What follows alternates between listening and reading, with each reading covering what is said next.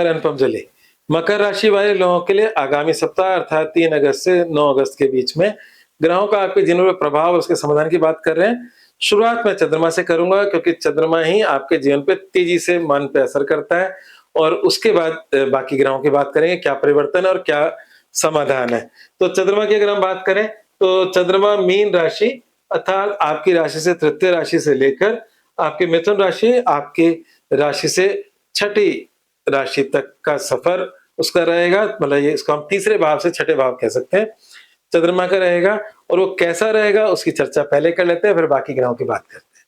तो मकर राशि के अंदर जहां तक सवाल है चंद्रमा का, तो चंद्रमा तृतीय भाव में आपकी राशि स्वामी शनि, जो कि इस समय वक्री चल रहे हैं, उनके साथ तृतीय भाव में होंगे। और तृतीय भाव पराक्रम का भाव होता है। आपकी राशि स्वामी शनि भी पराक्रम भाव में, वहां चंद्रमा भी है और पराक्रम भाव में आपके मतलब पराक्रम का विस्तार करते हुए दिख रहे हैं। या हम ये कह सकते हैं कि सामाजिक कार्यों में योगदान, आपके कार्यों की प्रशंसा और समाज में आपके नाम को बढ़ाते हैं, छोटी-मोटी यात्राएं कराते हैं। वक्री शनि और चंद्रमा की युति की वजह से अगर आप अपने घर से माँ काली को नमस्कार करके निकलेंगे तो आपके पराक्रम में और अच्छी वृद्धि होगी सप्ताह की शुरुआत में। सप्ताह के शुरुआती 2 दिन के बाद चंद्रमा का परिवर्तन चौथे घर में होगा, जो कि मैं सदैव उसको अच्छा नहीं बताता हूं और क्योंकि वो मेरा निजी अनुभव भी है और बाकी लोगों के जीवन में मैंने देखा है और ज्योतिष का नियम भी है कि चौथा चंद्रमा अच्छा नहीं होता है। तो इसलिए चौथा चंद्रमा कब आएगा, उसकी क्या चर्चा है, तो वो बात कर लेते हैं। चौथा चंद्रमा 4 अगस्त रात्रि 9:54 से लेके 6 अगस्त रात्रि 1:53 तक रहेगा। तो आपके पास 2 दिन आ रहे हैं, 5 और 6 तारीख। 5 और 6 तारीख थोड़ा सा मन में खिन्नता, डिस्टर्बेंस रहेगा। चौथा चंद्रमा मैंने सदैव देखा है मन को डिस्टर्ब करता है और बिना रीजन के करता है कभी-कभार। मतलब आपका कोई कारण नहीं होता आसपास कि जिसकी वजह से आप परेशान हो। तो चौथा चंद्रमा आपकी मानसिक चिंताएं बढ़ाता है। और उसके बाद आपका 5वां और छठा चंद्रमा है। 5वां चंद्रमा उच्च का चंद्रमा है, जो कि आपके जीवन में संतान, शिक्षा, प्रेम और शेयर मार्केट, उसके लिहाज से इट इज पॉजिटिव मतलब ट्रांजिट। आपके 5वें घर में उच्च का चंद्रमा जब जब जाएगा इन सब चीजों में कुछ लाभ देगा। हालांकि 5वां चंद्रमा चिंताएं देता है, पर आपके केस में ऐसा नहीं है। और छठा चंद्रमा बहुत लाभ देता है। तो सप्ताहांत बहुत अच्छा है, सप्ताह की शुरुआत बहुत अच्छी है, पर सप्ताह की शुरुआत के 2 दिन उपरांत, जिसे हम 5 और 6 अगस्त कहते हैं, उसमें थोड़ी चिंताएं हैं। सप्ताहांत छठा चंद्रमा बीमारी, उधारी, शत्रुता, कोर्ट कचहरी से संबंधित कुछ शुभ सूचनाओं का संचार करता है। हालांकि मैं बार-बार ये बोलता हूं कि कोर्ट कचहरी का मामला लंबा चलता है, शत्रुताएं भी लंबी चलती रहती है जीवन में। और यहाँ पर ये जो बीमारी है ये भी कभी-कभी इंसान की क्रॉनिक चलती है। पर जो चंद्रमा जब छठा यहाँ से गुजरता है तो वो जो 100 दिन होते हैं वो आंशिक रूप से शुभता लिए हुए होते हैं और इन सारे बुरे एरियाज की शुभ खबर दे रहे होते हैं। तो आपका वर्चस्व एक क्षणिक सुख दिलाने वाला होता है, वर्चस्व बढ़ाता है। तो ये था आपका चंद्रमा का राशिफल। अब बात करते हैं 2 मुख्य बातों पे जो बहुत जरूरी है। एक बुध का परिवर्तन हो रहा है और ये बुध का परिवर्तन आपके पक्ष में हो रहा है। वो है बुध आपके 5 अगस्त को शाम 7:55 पे मिथुन से कर्क राशि में आ जाएगा।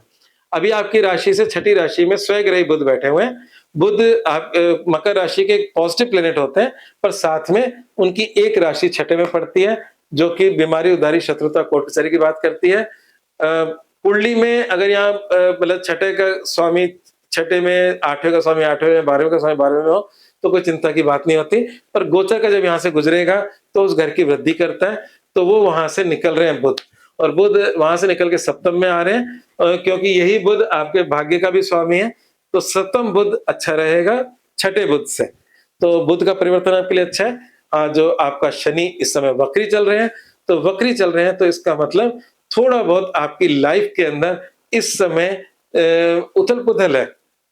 और तीसरे घर का शनि उथल पुथल में कभी कभार पीछे चलने का मतलब होता है पुनरावृत्ति। तो हो सकता है कि आपके स्थान में परिवर्तन या आपके जो रेजिडेंस है अभी उस समय, उसमें अगर आपने पास्ट में कोई कंस्ट्रक्शन कराया हो, जीर्णोद्धार कराया हो और वो कुछ चीजें छूट गई हो, तो उसकी पुनरावृत्ति कराकर उसे पीछे आकर वापस पूरा करके आगे बढ़ने वाला है। तो अभी इस समय थोड़ी बहुत आपके जीवन के अंदर उथल पुथल हल्की सी, और वो नेग्लिजिबल है। कोई तीसरा शनि बुरा नहीं होता और किसी प्रकार का चिंताजनक बात नहीं है, वक्री है। और वक्री में हल्की उथल-पुथल तो और ये शनि सबके लिए है। तो इसलिए आपके तीसरे के अंदर थोड़े बहुत कामों की पुनरावृत्ति कराएगा जो पास्ट में आपने किए। क्योंकि वो आपके तीसरे से दूसरे में नहीं आ रहा, तीसरे से तीसरे में ही रहकर वापस फॉरवर्ड मोशन शुरू उसका हो जाएगा, तो नथिंग टू वरी। तो ये मोटे तौर से परिवर्तन थे। अब हम बात जनरल कर लेते हैं। तो जनरल के अंदर क्योंकि शुक्र नीच के हैं, वो आपके भाग्य भाव में चल रहे हैं और शुक्र मकर राशि के लिए बहुत ही प्रमुख ग्रह होते हैं और प्रमुख ग्रह होते हैं तो आप इसको ये समझ लीजिए आपके करियर के लॉर्ड शुक्र हैं और आपके पंचम भाव के स्वामी शुक्र हैं और वो आपके भाग्य भाव में नीच के हैं। तो पहली बात तो ये है कि नवम भाव चिंताएं देता है, तो इस समय आपके करियर से संबंधित चिंताएं, आपके मैंने बोला कि शेयर मार्केट, संतान और शिक्षा, ये जो भाव जो मैं चंद्रमा की बात कर रहा था कि बहुत शुभ है, तो उसी का स्वामी शुक्र है जो अभी कुछ समय भाग्य भाव में रहने वाला है। तो इस समय इन सब चीजों में परिवर्तन आ रहा है, ये शुक्र कह रहा है, क्योंकि अभी तो मैंने चंद्रमा की क्षणिक बात की थी, अब ये थोड़ा लंबा चलने वाला शुक्र है। तो ये आपको आपके इन एरियाज में एक परिवर्तन की बात कर रहा है और परिवर्तन की बात कर रहा है तो इस समय कुछ उसमें तकलीफें आ रही हैं और जब तक तकलीफें नहीं आती तब तक आदमी तरक्की नहीं करता। तो शिक्षा की तकलीफ भी आपको शिक्षा में इंप्रूवमेंट दिलाएगी, आपकी जो कमियां हैं, कमजोरियां हैं, वो आपकी सब दिखने वाली हैं और आपके करियर की और शिक्षा की कमजोरियां आपके क्योंकि भाग्य भाव में है, तो भाग्य में परिवर्तन ला रहा है। उन कमियों को दूर कब होगी वो, जब शुक्र कन्या से तुला में आएगा, अपनी स्वराशि में आएगा, तो उन कमियों से आप ओवरकम होंगे।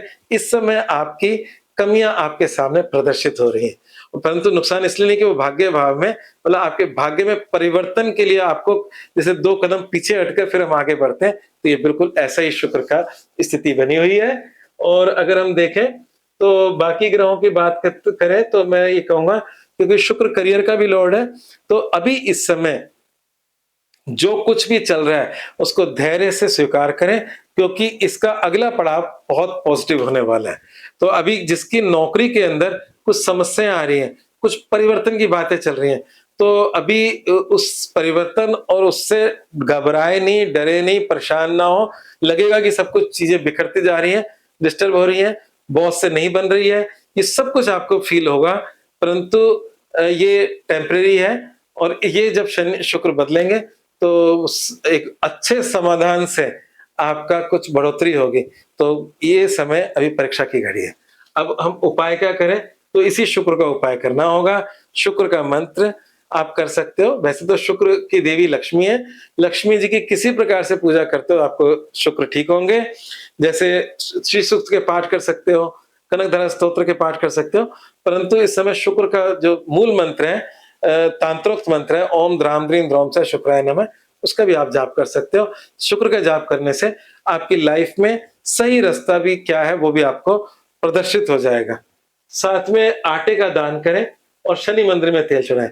आटे का दान सूर्य का दान है और सूर्य का दान करें, और क्योंकि सूर्य जो है वो आपके सप्तम भाव में कुछ हद तक वैवाहिक जीवन में उथल-पुथल की स्थिति बनाए हुए हैं, तो इसलिए उसका काम करें और शनि मंदिर में तेल चढ़ाएं, तो इससे आपके जीवन में लाभ रहेगा।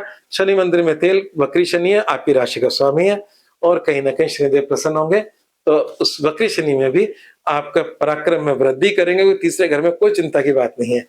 तो ये था आपका राशिफल। हम इसका मूल मंत्र एक बात कर लेते हैं, जल्दबाजी में कोई निर्णय न लें।